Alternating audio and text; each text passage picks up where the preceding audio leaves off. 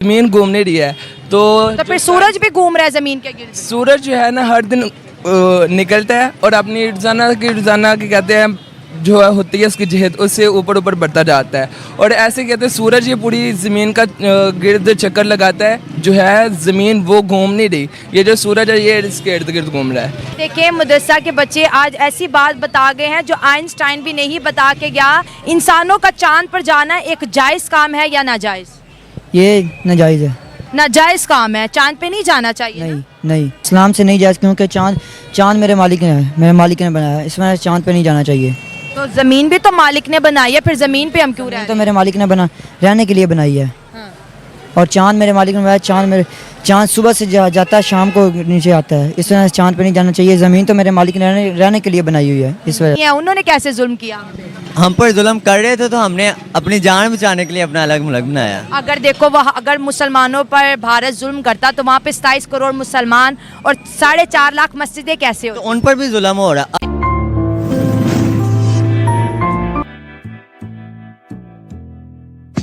नमस्कार दोस्तों, जैसा आपको मालूम होगा चंद्रयान 3 सक्सेसफुली मून पे लैंड कर गया, जिसके बाद पूरे विश्व भर से भारत को बधाइयां मिली। वहीं पाकिस्तान से भी कुछ लोगों ने बधाइयां दी और कुछ लोगों ने यह कहा कि भारत ने यह गलत किया, चांद एक पाक जगह, वहां पे चंद्रयान नहीं भेजना चाहिए। वहीं पाकिस्तान के मदरसा के बच्चों ने यह कहा कि चांद को हमारे मालिक ने बनाया, इसलिए चांद पे नहीं जाना, चांद पे जाना हराम है। तो चलिए दोस्तों, इस पर पाकिस्तानी मीडिया का रिएक्शन देखते हैं। और अगर आपको यह वीडियो अच्छा लगे तो प्लीज चैनल को सब्सक्राइब जरूर करें। चंद्रयान 3 जो कि पूरी दुनिया से मुबारकबाद रिसीव करता हुआ प्राइम मिनिस्टर नरेंद्र मोदी को पूरी दुनिया ने मुबारकबाद दी।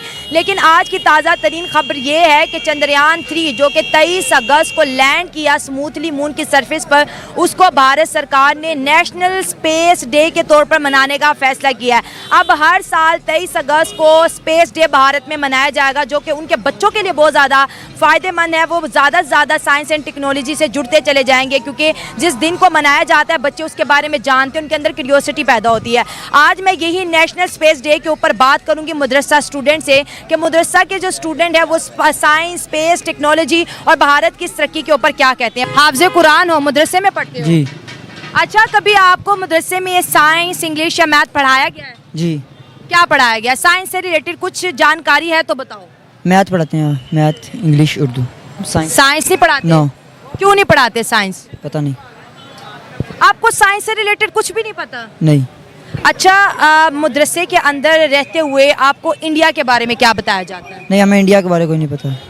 पाकिस्तान के बारे में कुछ बताया जाता है? जी। क्या बताया जाता है? कुरान की तालीम हमें सारी बताई जाती है। आप मौलाना लोगों को भी सुनते होंगे। इंसानों का चांद पर जाना एक जायज़ काम है या नाजायज़? ये नाजायज़ है। नाजायज़ काम है, चांद पे नहीं जाना चाहिए। नहीं नहीं। और जो दुनिया जा रही है, दुनिया इसको तरक्की का नाम दे रही है, इस्लाम उसके बारे में क्या कहता है?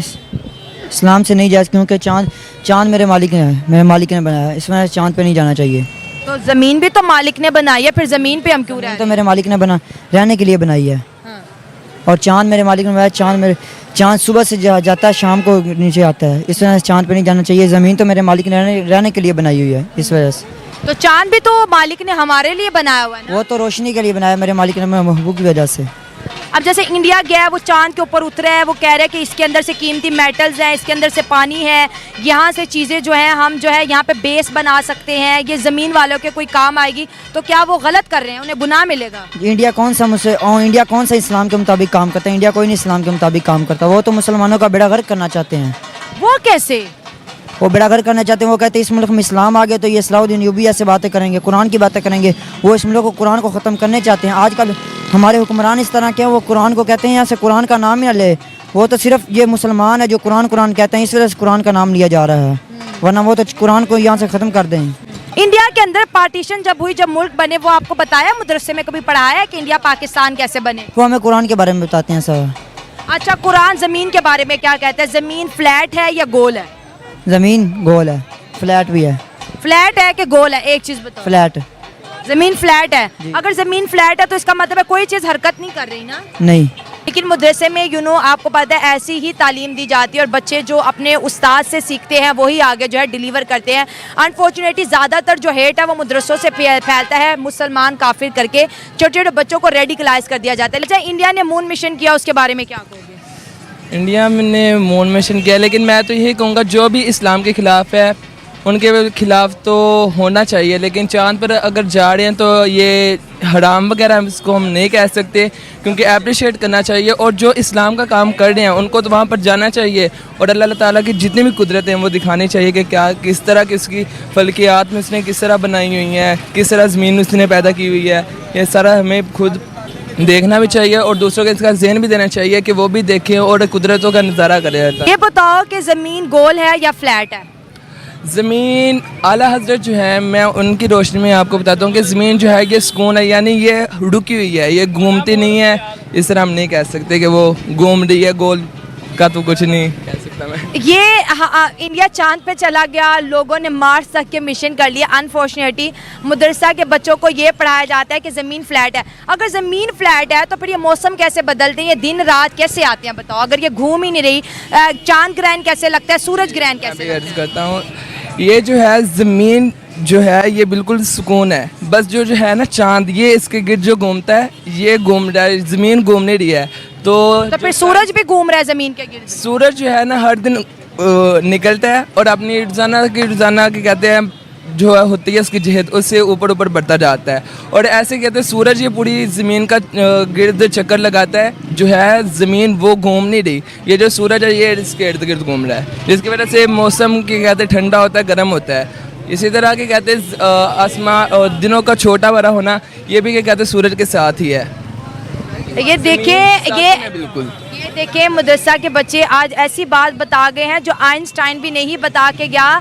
सूरज ज़मीन के गिर्द घूम रहे हैं। हम समझते हैं कि सोलर सिस्टम में तमाम सितारे सूरज के गिर्द जो है रोटेट करते हैं, लेकिन उन्होंने कहा कि सूरज जो है घूमता है, सूरज डूब जाता है, सूरज निकल जाता है, ऐसे ही है।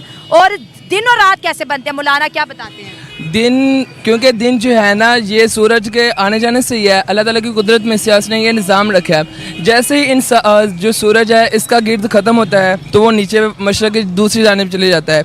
जिस तरह पाकिस्तान और इंडिया जिस तरह पाकिस्तान और इंग्लैंड है, और हमारी जो है पाकिस्तान के अंदर एक है, अगर सूरज डूब जाता है तो फिर पूरी दुनिया में अंधेरा हो जाता है ना? नहीं क्या होता है? जहाँ से के कहते हैं सूरज चले जाता है वहाँ पर अंधेरा होता है, और जिस जगह जाता है वहाँ पर रोशनी होती है। मतलब सूरज घूम रहा है, बाकी दुनिया की कोई चीज़ नहीं घूम। नहीं, दुनिया किसी हिंदू को हिंदू कहोगे वो बुरा नहीं मनाएगा, किसी सिख को सिख बोलोगे वो बुरा नहीं मनाएगा, लेकिन जब आप मदरसे के बच्चे उनको काफिर कहते हो तो ये हेट के मायने में आता है। क्योंकि काफिर को काफिर कहना ही क्या कहते हैं लाजिम है, हम पर फ़र्ज़ है कि जो काफिर है उसको काफिर ही कहा जाए। उसको हम क्या कहते हैं, ये नहीं प्रोटोकॉल वगैरह नहीं दे सकते क्योंकि वो काफिर है। हिंदू भी तो कह सकते हैं। हिंदू, अगर वो हिंदू है तो उसको हम हिंदू कहते हैं। लेकिन आप तो कहते हो जो अल्लाह को नहीं मानता वो सब काफिर है। तो काफिर ही है। लेकिन ये बताओ, आप इंडिया को अपना दोस्त मानते हो या दुश्मन? हम जो जितनी भी कम्युनिटीज़ है ना, वैसे तो जाहिर बात है कि इंडिया पाकिस्तान का दुश्मन है, ठीक है? कैसे दुश्मन है? दुश्मन ये है कि हमारे खिलाफ इनकी काफ़ी जंगें हो चुकी हैं, ठीक है? लेकिन जंगें तो हमने लड़ी हैं, उन्होंने तो नहीं लड़ी। वो ही हाँ, हम पे जुल्म से वो जुल्म करता रहा ना, इसी वजह से इंडिया। क्या जुल्म किया? देखो जुल्म तो हमने किया, उनकी जो है मुल्क को जो है हमने पाकिस्तान बना दिया, फिर हमने बांग्लादेश बना दिया, तो ये भारत के तो टुकड़े हमने किए हैं, उन्होंने कैसे जुल्म किया?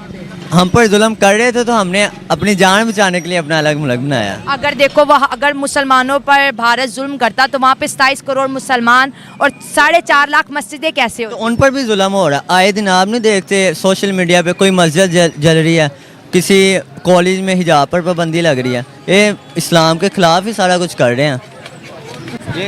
ये अंदर से क्या कहते हैं इस्लाम को खोखला कर रहे हैं। अच्छा जी, क्योंकि ये इस्लाम हमें कहता है कि औरतों को पर्दा किया जाए, लेकिन पिछले काफ़ी देर पहले ये बात मशहूर हुई थी कि एक लड़की जो है उसको क्या कहते हैं हिजाब उसका तारा जा रहा था और वो लड़की ने डट कर उनका मुकाबला किया है। और मैं आपकी बातों से एग्री नहीं करती हूँ। जो हिजाब का मामला था, स्कूल के अंदर जिस तरह का आपका यूनिफॉर्म है आप उसी में जाओगे ना। कारी साहब ने कहा टोपी पहननी है तो आप टोपी पर उतार के आ सकते हो। देखो मस्जिदों में आप कहते हो कि पैंट शर्ट पहन के नहीं जा सकते, जा सकते हो कि नहीं?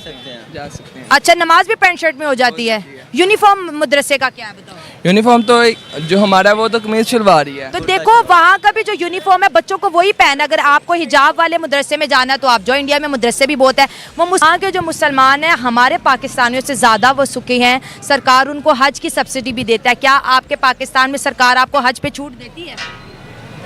नहीं देती ना।